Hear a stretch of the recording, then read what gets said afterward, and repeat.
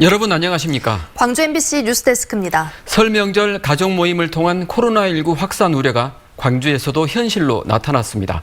설날 한 집에 모였던 가족 8명이 확진 판정을 받았습니다. 가족들뿐만 아니라 확진자들이 다니는 직장에서도 2차 감염자가 나왔습니다. 김철원 기자의 보도입니다. 명절 가족 모임을 통한 코로나 확산 우려가 현실로 나타났습니다. 40대 남성인 광주 1955번째 확진자와 그 부인이 증상이 있어 검사한 결과 확진 판정을 받았는데 다른 가족들도 검사해보니 무더기로 확진된 겁니다. 부부의 부모와 초동생 자녀, 여동생과 여동생의 자녀 등 8명이 확진됐는데 이들은 지난 12일 설 명절 당일 한 집안에 모였던 것으로 전해졌습니다. 설 연휴 이전에 가장 걱정하고 우려했었던 그런 상황인 것 같습니다. 지표 환자인 1955번째 확진자의 감염 경로가 밝혀지지 않았는데 문제는 이들 집단 감염 확진자들의 직장으로 N차 감염이 이어지고 있다는 점입니다. 국민연금공단 직원인 1955번째 확진자와 직장에서 식사를 같이 한 동료가 접촉자 검사에서 확진 판정을 받았습니다. 또 1955번째 확진자의 예비가족인 광주 1966번째 확진자가 명절 이후 사흘 동안 출근했던 삼성전자 광주 3공장에서도 직장 동료인 1971번째 확진자가 나왔습니다. 이 가족들은 설 연휴에 국립광주과학관을 관람했고 영광 백수해안도로에도 다녀오는 등 이동 동선이 많아 방역당국이 당혹해하고 있습니다. 설 연휴 기간에 타지를 방문하셨거나 또 지인을 만나신 분, 특히 증상이 있으신 분들은 선별검사서 검사를 받아주십시오. 설 연휴 첫날인 지난주 10일 한 자릿수로 떨어졌던 광주 지역 확진자는 정확히 일주일 만에 16명을 기록해 다시 2자릿수로 올라갔습니다. MBC 뉴스 김철원입니다. 전남에선 유일하게 코로나19 청정 지역이었던 장흥마저 뚫렸습니다. 교회발 집단 감염이 발생한 무안에서는 일가족 5명이 확진 판정을 받았습니다. 보도에 천호성 기자입니다. 장흥 첫 코로나19 환자인 60대 여성은 장흥의 한 재가복지센터 소속의 요양보호사입니다. 요양보호사들에 대한 장흥군의 전수검사 과정에서 확진됐는데 설날 광주에서 온 자녀 가족을 만난 뒤 증상이 시작됐던 것으로 알려졌습니다. 확진자와 밀접 접촉한 32명은 진단검사 결과 전원 음성 판정을 받았지만 동선에 포함된 마트 손님 등에 대한 검사는 계속되고 있습니다. 코로나19 유행 1년여 동안 청정지역으로 남았던 장흥에서 확진자가 발생하면서 읍내 거리는 부쩍 한산해졌습니다. 아니요, 아침에 들었는데요. 방송에서도 들고 사람들한테 통해서도 들고 그랬는데 너무 놀래가지고 깜짝 놀랐어요. 그래가 장흥군은 코로나19 추가 확산 방지에 총력을 기울이고 있습니다.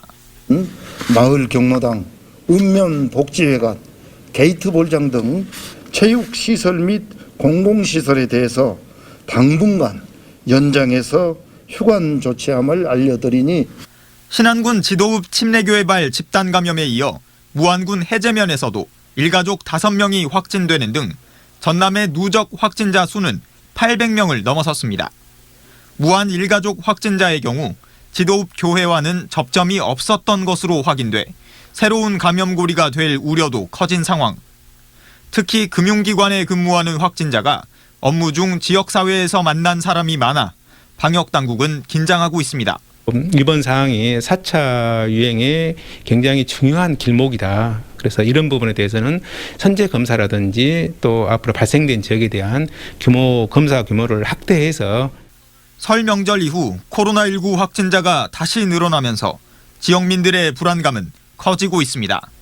MBC 뉴스 천호성입니다. 광주 도시계획위원회가 재구시를 못했다는 비판이 쏟아지는 가운데 새로 구성된 위원회가 오늘 첫 회의를 열었습니다.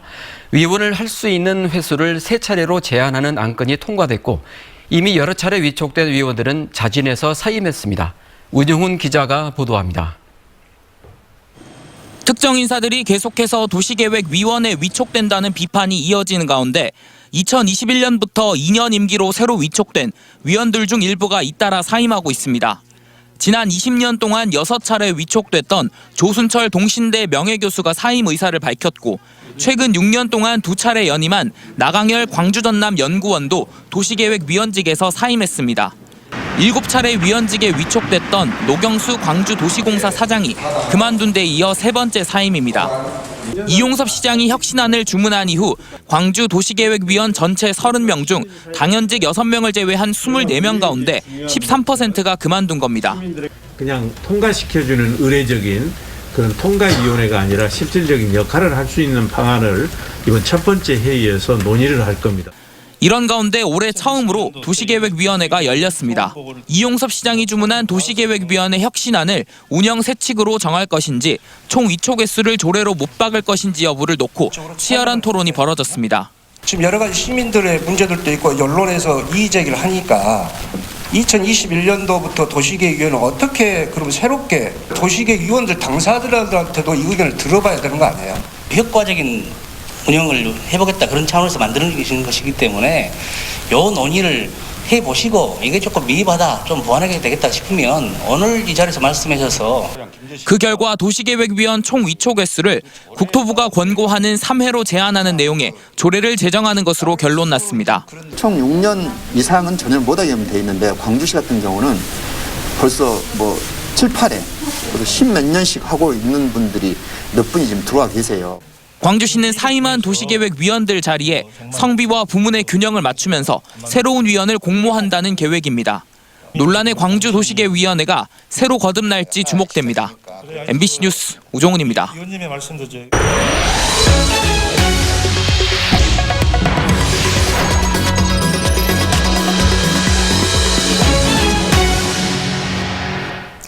차기 대선과 민주당 당대표 선거를 앞두고 여권 내에서 광주 군공항 이전을 서두르는 목소리가 나오고 있습니다. 지자체들의 합의에만 미루지 말고 정부가 적극적인 역할을 하라는 건데요. 현실적인 해법으로 이어질지 지켜봐야겠습니다. 이계상 기자가 보도합니다. 국회 국방위원회에서 광주 군공항 이전 문제가 본격 거론됐습니다.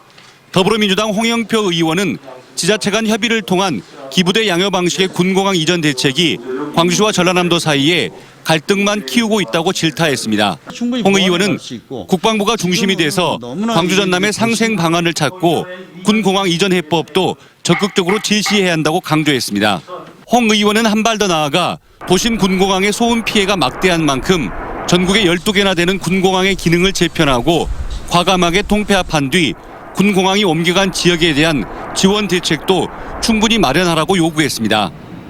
공군에서 공군기지 통폐합까지도 생각을 해야 된다고 봅니다. 비슷한 기능이 있는 데들을 통합을 시키고 그래서 주민들이 수용성 있는 쪽으로 좀 이전을 하고 거기에 지역에 대해서는 확실한 어떤 지원과 보상을 해주고 이에 대해 소 국방부 장관은 군공항 통폐합 문제에 대해서는 신중히 해야 한다는 입장을 보였고 대신 범정부 차원의 군공항 이전 대책 마련에 대해서는 좀 더 적극적으로 나서겠다고 약속했습니다. 의원님 말씀 참고해서 더욱더 적극적으로 검토를 좀 하겠습니다. 설 명절을 앞두고 광주를 찾은 정세균 국무총리도 광주 군공항 이전 문제를 광주와 전남이 알아서 합의하라는 것이 그동안 정부의 입장이었다며 올해부터는 정부가 더 적극적으로 도울 방법을 고민하겠다고 강조했습니다. 군공항 소음 피해 지역 주민들에게 당장 내년부터 전국적으로 해마다 7천억 원의 혈세가 투입될 예정인 가운데 정부와 국방부가 실현 가능한 도심 군공항 이전 해법을 내놓을지 지켜볼 일입니다.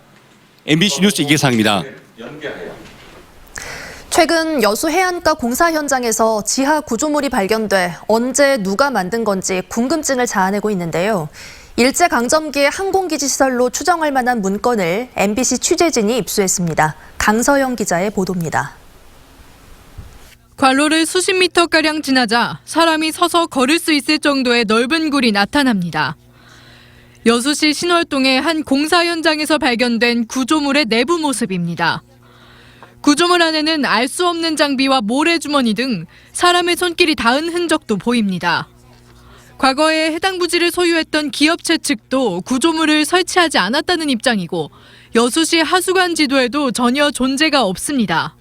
여수시에서도 이 관로에 대해서 모른다고 하고 한화 측에서도 이 관로에 대해서 모른다고 하면 이건 과연 누구의 것일까요? 도대체 언제, 무슨 이유로 만들어진 시설일까? 취재팀은 관로와 이어진 굴 모양의 넓은 공간을 일제강점기에 지어진 일본 해군 항공기지 시설로 추정할 수 있는 일본 해군 관련 문헌을 입수했습니다. 일본 국립공문서관이 보존하고 있던 일본 해군 내부 문서입니다.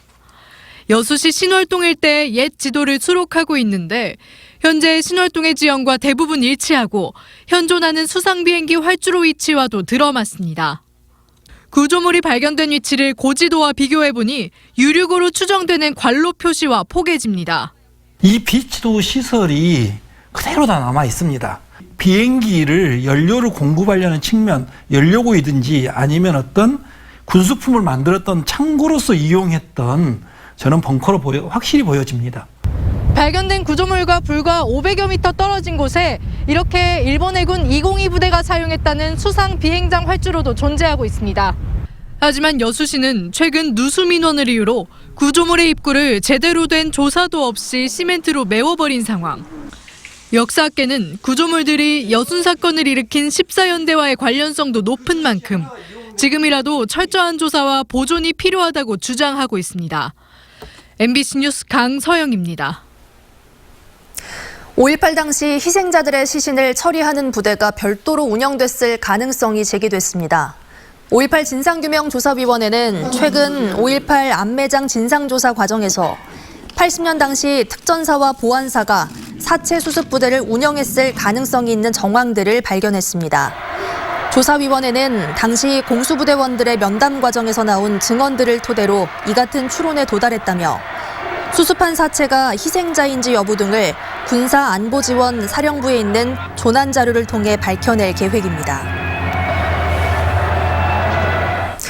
오늘 낮 12시 40분쯤 곡성군 고달면 백곡리의 한 도로에서 1톤 화물차가 중앙선을 넘어 반대편에서 오던 8.5톤 화물차와 충돌했습니다. 이 사고로 1톤 화물차 운전자 36살 김모 씨가 골절상을 입었습니다. 경찰과 소방당국은 1톤 트럭이 빙판길에서 미끄러지면서 사고가 난 것으로 보고 정확한 경위를 조사하고 있습니다.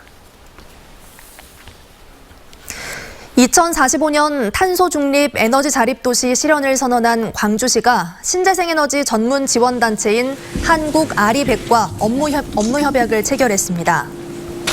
아리백은 재생에너지를 뜻하는 리뉴어블 에너지를 100% 사용하겠다는 뜻으로 한국 아리백 위원회는 광주에 사무국을 두고 지역 기업들에게 에너지 정책과 기술 기준 등의 정보를 제공할 계획입니다. 광주 글로벌모터스 일반직 신입사원 공개 채용에 3,000명 넘는 지원자가 몰렸습니다. GGM에 따르면 경영지원본부 등 일반직 사원 43명을 선발하는 공채 원서 접수에 3,274명이 지원해 76.1대 1의 경쟁률을 기록했습니다. 이는 지난달부터 진행 중인 기술직 신입사원 경쟁률 67.8대 1을 뛰어넘은 수치입니다.